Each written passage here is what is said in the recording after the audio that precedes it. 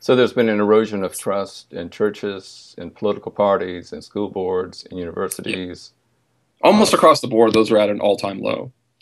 Yeah, I think this is actually I think as a sociologist, I think this is the whole story.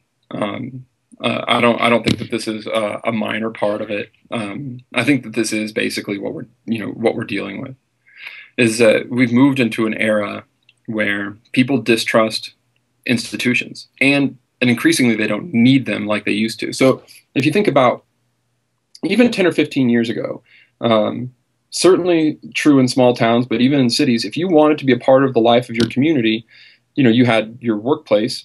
Maybe if you had kids, you could be involved through the school.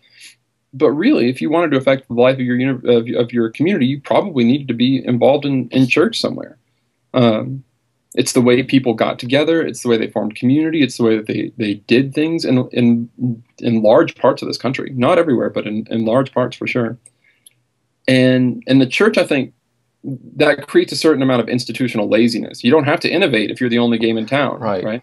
right. And but now, I mean, people just don't. They just don't need the church to do that role. The churches have sort of missed on what their big selling point is.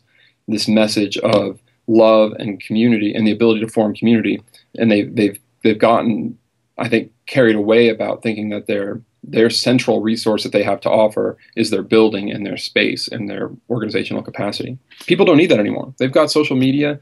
They can get in touch with people and organize each other and go and do things at the drop of a hat.